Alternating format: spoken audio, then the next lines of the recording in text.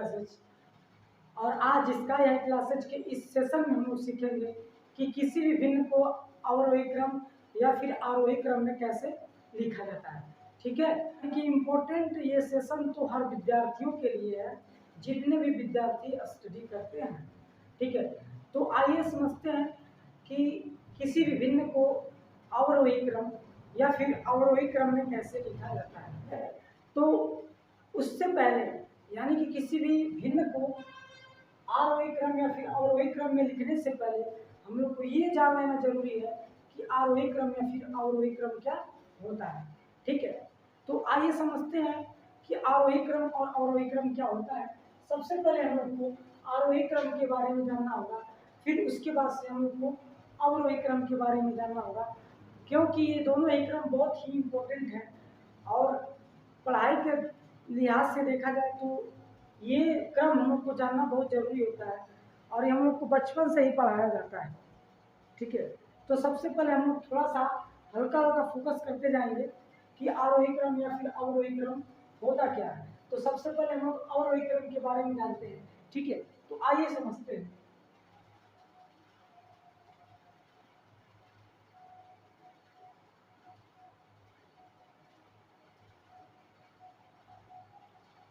तो देखिए, आरोही क्रम को हम लोग इंग्लिश में कहते हैं असेंडिंग ऑर्डर।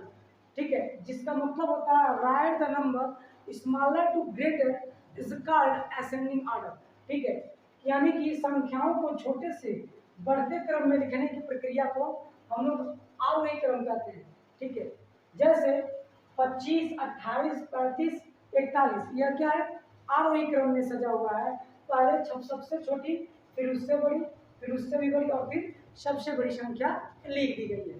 ठीक है, अवरोही क्रम को हम लोग अंग्रेजी में डिसेंडिंग ऑर्डर कहते हैं और इसका डिफिनेशन होता है write the number greater to smaller is called descending order. ठीक है, यानी कि संख्याओं को बड़े से छोटे या घटते क्रम में लिखने की प्रक्रिया को अवरोही क्रम कहते हैं। जैसे 41, 35, 28, 25 आदि ये किस क्रम में है, तो ये हमारा अवरोही क्रम में। सेम डेट ऐसे ही हम लोग अपने फ्रैक्शंस को लिखेंगे आरोही क्रम और अवरोही क्रम में, जिसके लिए हम लोग को कुछ नियम को जानना होगा और बहुत ही बारीकी से जानना होगा। ठीक है स्टूडेंट्स, और उसको जानने के लिए आप लोगों को इस कंटेंट के वीडियो को शुरू से लेकर लास्ट तक देखना होगा। तो आइए समझते हैं कि किसी भी भिन्न को आरोही क्रम या फिर अवरोही क्रम में कैसे लिखा जाता है। सबसे पहले हम लोग रूल समझते हैं। ओके,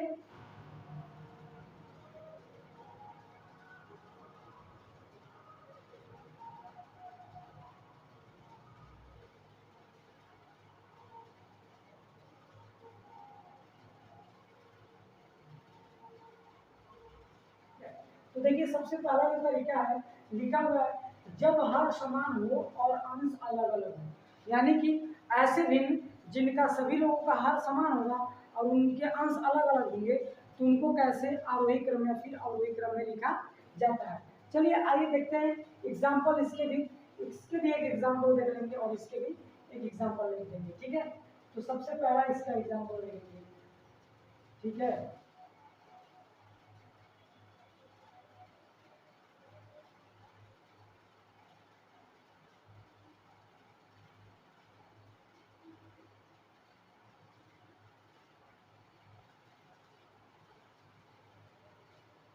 यहाँ देखिए स्टूडेंट, सबसे बड़ी बात यह है कि हम लोग के बीच में जो एग्जाम्पल दिया गया है उसको आरोही क्रम और अवरोही क्रम में लिखना है।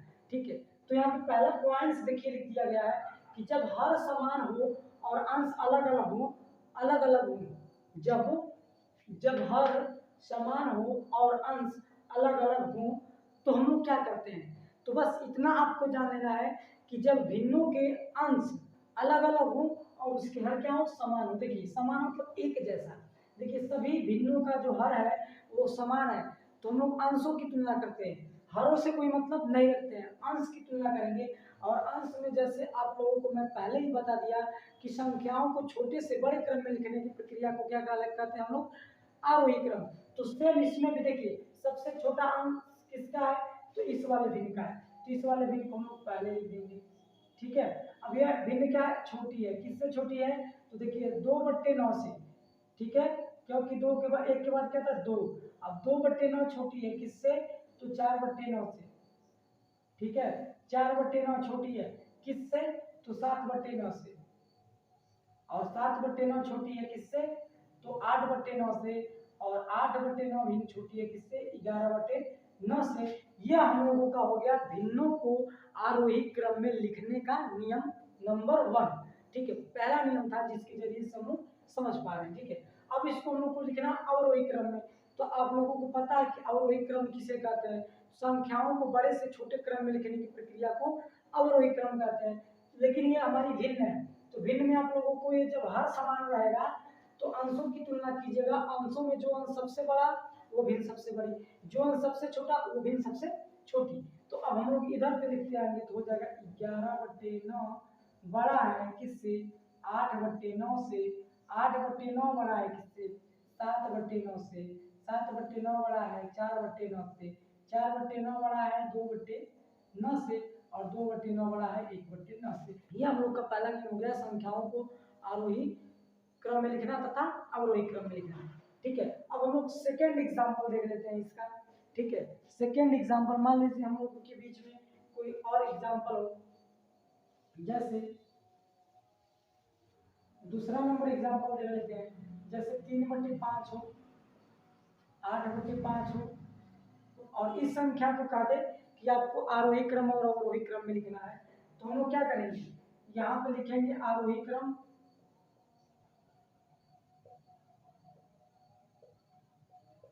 और यहाँ पे लिख देंगे अवरोही क्रम।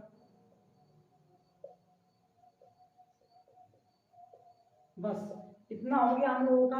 हम लोग क्या देखेंगे कि सभी भिन्नों का जो हर है वो एक जैसा है, समान है। तो हम लोग अंशों की तुलना करेंगे, अंश में जो सबसे छोटा रहेगा वो भिन्न सबसे छोटी रहेगी, ठीक है। तो यहाँ पर हम लोग ये देखते हैं कि सबसे छोटा क्या है, 2। तो जब 2 छोटा है तो 2/5 हमारी छोटी भिन्न हो गई है। और छोटी है किससे, तो 3/5 से। 3/5 से 3/5 जो है वह छोटा है किससे, 8/5 से। और 8/5 जो हमारा ये छोटा है 9/5 से। और 9/5 जो हमारा छोटा है 12/5 से, ठीक है। अब इसी भिन्नों को हम लोग अवरोही क्रम में लिखेंगे। तो सबसे पहले बड़ा अंश वाला, क्यों बड़ा अंश वाला, क्योंकि हर समान है। तो बड़े अंश वाले को पहले लिखेंगे, उसके बाद उससे छोटे अंश वाले को लिखेंगे, फिर उसके बाद से उससे छोटे वाले अंश को लिखेंगे, और फिर उसके बाद से उससे छोटे वाले अंश को लिखेंगे, और फिर लास्ट में सबसे छोटे वाले अंश को लिख देंगे। तो ये हमारा हो गया भिन्नों को और आरोही और अवरोही क्रम में लिखने का नियम नंबर 1। अब हम लोग पढ़ेंगे नियम नंबर 2, जब अंश समान हो और हर क्या हो, अलग अलग हो। ये थोड़ा इम्पोर्टेंट है, इसको आप लोग ध्यान से समझिएगा, ठीक है। देखिए पहले एग्जांपल लेते हैं, अंश हमारा समान हो 5/8, 5/9, ये हमारे कुछ भिन्न हैं।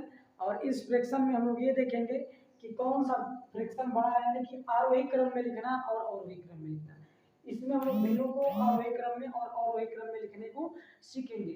ध्यान दीजिएगा, ऊपर वाले में क्या था, हर समान था। नीचे वाले में क्या है, अंश समान है, हर क्या है, अलग अलग है। और ये जो सेकेंड नंबर रूल है इसमें क्या है, अलग हो जाता है।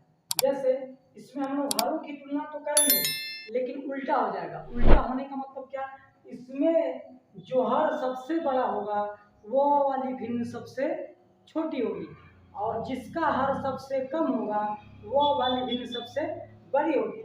जैसे एक गजब का यह ट्रिक है जानने का कि यहाँ पे 8 रुपया है, 8 लोगों में बांटा जाएगा, 9 लोगों में बांटा जाएगा। 5 रुपया 8 लोगों में बांटेंगे और 5 रुपया 3 लोगों में बांटेंगे, तो सबसे ज्यादा किसको मिलेगा, 3 वाले लोग को मिलेगा। इसलिए वाली भिन्न क्या है, बड़ी है। ये हमारा ट्रिक है, आप तुरंत आप इसको बता देंगे, ठीक है। तो देखिए हम लोग किसका तुलना करेंगे, हरों की तुलना करेंगे। हर में जिस हर का जो हर वाली भिन्न सबसे बड़ी होगी वही वाला सबसे छोटा होगा, यानी कि जिस भिन्न का हर सबसे बड़ा होगा वह भिन्न सबसे छोटी होगी, ठीक है। यह दूसरे वाले नियम में। तो यहाँ पे देखिए सबसे बड़ा हर क्या है, 9। तो 5/9 जो हमारा भिन्न है यह छोटी है किससे, तो 5/8 से। और 5/8 छोटी है किससे, तो 5/7 से। और 5/7 छोटी है हमारा 5/3 से। और 5/3 हमारा छोटा है तो 5/2 से। क्योंकि यहाँ पे नियम हमारा थोड़ा सा अलग हो जाता है। जब अंश समान होते हैं तो हरों की तुलना करते हैं। तो इसमें देखिए, अब इसको अवरोही क्रम में लिखेंगे। तो अवरोही क्रम में लिखते वक्त जिसका हर सबसे छोटा वो भिन्न सबसे बड़ी, क्योंकि अंश समान है। तो 5/2 बड़ा है 5/3 से, 5/3 बड़ा है 5/7 से, और यह बड़ा है 5/8 से, और यह बड़ा है 5/9 से।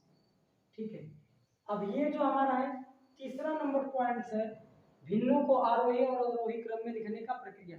दो नियम हमने आपको बता दिया कि तीसरा नंबर जो है रूल वह है कि जब अंश और हर दोनों अलग अलग हो तो क्या करेंगे। अब देखिए, उसमें अंश एक जैसा था, दूसरे वाले में हर एक जैसा था, इसमें कोई भी एक जैसा नहीं रहेगा, दोनों का दोनों अलग रहेगा। तो हम लोग क्या करेंगे, तो सबसे पहले दिए गए भिन्नों के हरों का लसा निकालेंगे। ठीक है, क्या लिखेंगे, लसा। तो यहाँ पर हम लोग लिखेंगे हल, और इसमें ध्यान से समझते जाइएगा, जितने भी हर सबका लसा निकालेंगे, एलसीएम निकालेंगे। तो लिखेंगे 8, 4, 12 व 3 का लसा। ठीक है, अब मान लीजिए लसा आप निकाल लेते हैं, अच्छी बात है, नहीं निकाल पाते हैं तो ऐसे आप तीनों का लसा निकालिएगा। वैसे तो इन तीनों का लसा 24 आएगा, ठीक है, बट आपको मैं बता रहा हूँ कि कैसे निकाला जाता है। तो हम लोग लिख देंगे इन लोग का 8, 4, 12 व 3 का लसा निकालेंगे। ठीक है, 2 से डिवाइड करेंगे, 2 चौक को 8, 2 दूना 4, 2 छक्का 12, 3 नहीं कटेगा उतार देंगे। और यहाँ पे देखिए 2 दूना 4, 2 एक कम 2, 2 तिहाई 6, और यहाँ पे 3 को उतार देंगे। अभी भी 2 से डिविजिबल होगा, 2 एक कम 2, 1 उतार देंगे, 3 उतर जाएगा हमारा, यहाँ 3 उतर जाएगा। अब यहाँ पे क्या होगा, 3 से डिवाइड हो जाएगा, 1 1 1 1। ठीक है, अब हम सभी का गुणा कर देते हैं। तो सभी का गुणा करेंगे तो हो जाएगा 2 गुणे 2 गुणे 2 दूना 4, दूना 8, 8 3 का 24। तो हम लोग का 24 एलसीएम हो गया। ठीक है, अब हमारा जो लसा आया है इन सभी भिन्नों के नीचे लिख देंगे, जैसे ये लिख दिए। ठीक है, अब इससे भाग करेंगे, 8 3 का 24, जो 3 आता है यानी भाजक आता है उसका ऊपर वाले में गुणा कर देते हैं। तो 5 तिहाई 15, कामा है तो कामा लगा देंगे। 4 छक्का 24, 6 आया 6 का गुणा कर देंगे, 6 18 हो जाएगा, कामा लगा देंगे। अब यहाँ 12 दूना 24, 2 आया 7 का गुणा कर देंगे, 7 दूना 14, कॉमा लगा देंगे। और 3 8 24, 8 बार में आया है, 8 का गुणा कर देंगे, 8 दूना 16। अब हम लोग अगला स्टेप में क्या करेंगे स्टूडेंट्स, हम लोग क्या करेंगे, इसको अलग अलग दे देंगे। इस 24 में इन चारों की हिस्सेदारी है।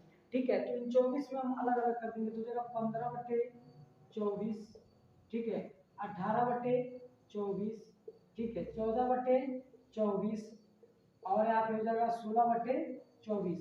अब यहाँ पर हम लोगों का नियम नंबर 1, यानी कि जब हर समान हो तो यह वाला नियम काम कर रहा है। तो जब हर समान रहता है स्टूडेंट्स, तो हम लोग क्या करते हैं, अंशों की तुलना करते हैं। और जब अंशों की तुलना करते हैं तो उसमें जो सबसे बड़ा अंश होगा वो सबसे बड़ी भिन्न हो जाएगी।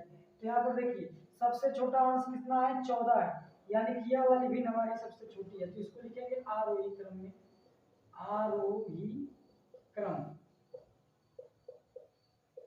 आरोही क्रम इसका हो जाएगा 14/24। ठीक है, क्या हो जाएगा 14/24, कॉमा उसके बाद से 15/24, उसके बाद से हमारा हो जाएगा 16/24, और उसके बाद से हमारा हो जाएगा 18/24।